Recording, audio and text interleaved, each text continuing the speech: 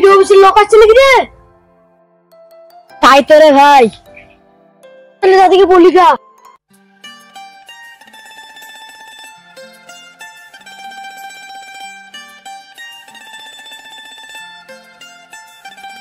নাতি তোরা দৌড়ছিস কেন রে? দাদি ভিডিও অফিস থেকে লোক আসছে। তাই নাকি নাতি? তাহলে তো সুখবর রে নাতি।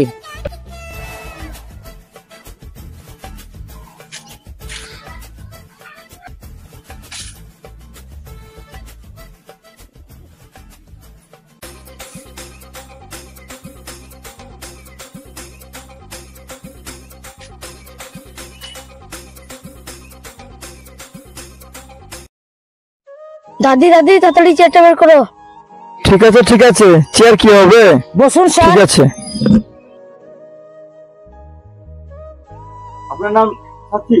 হ্যাঁ স্যার। আপনার নামে তো একটা ঘর এসেছে, তো দেখলাম আপনার যে অবস্থা, ঘর পাওয়া যোগ্য আপনার। আমরা গরিব মানুষ, একটা ঘর পেলে তো আমাদের খুব ভালো হয় স্যার। ঠিক আছে, আমি দেখছি আপনার নামে ঘরে এসছে। হ্যাঁ, মানে আমরা তো গ্রামে সব খোঁজ দিচ্ছি, কে পাওয়ার যোগ্য কে পাওয়ার যোগ্য না। হ্যাঁ, আমাদের ইনকোয়ারি চলছে। ঠিক আছে, আপনার মানে 100% ঘর হয়ে যাবে। ঠিক আছে, আপনার কোনো লোক এসেছিল নাকি আপনার ঘরের ব্যাপারে? আমরা গরিব মানুষ, কি আমাদের মানুষগুলো মনে করে না? আমাদের এখানে কোনো কেউ আসেনি স্যার। তাই? হ্যাঁ স্যার। আপনাদের যা অবস্থা, কোনো গ্রামের লোক আপনার খোঁজ নেয় না? কেউ খোঁজ নেয় না। আমরা আসবে কি করে? এই তো জঙ্গলের ভিতর বাড়ি। তাই তো মনে হচ্ছে, মানে মানুষ গুলো পরিচয় করে না, মনে হচ্ছে। তো আমরা তো গরিব স্যার, কে আমাদের মনে করবে বলুন? ঠিক আছে, আপনাদেরকে কোনো টেনশন করতে হবে না, আর আপনারা পেয়ে যাবেন। ঠিক আছে স্যার। আন্টি, তাহলে আপনার মানে বাড়িতে কে কে আছে? আমার কেউ নেই স্যার, আমি একা। আমার একটা লাতি আছে, দুধ ধান্দা করে ওকে আমি মানুষ করি। স্কুলে লেখাপড়াও আমি শিখাই যতটুকু পারি। তাছাড়া আমার কেউ নেই এই পৃথিবীতে। খুব তো সমস্যার মধ্যে আছেন তো আন্টি আপনি। সমস্যা তো কি করবো বলুন? এই লাতের মুখের দিকে চেয়ে আমি কোথাও যেতে পারি না।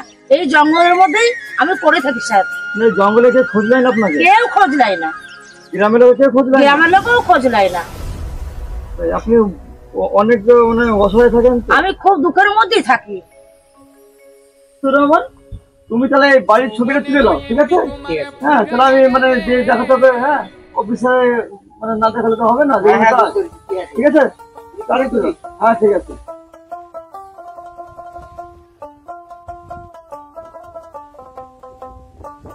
হ্যালো বন্ধুরা, কেমন আছো? আশা করি ভালো আছো।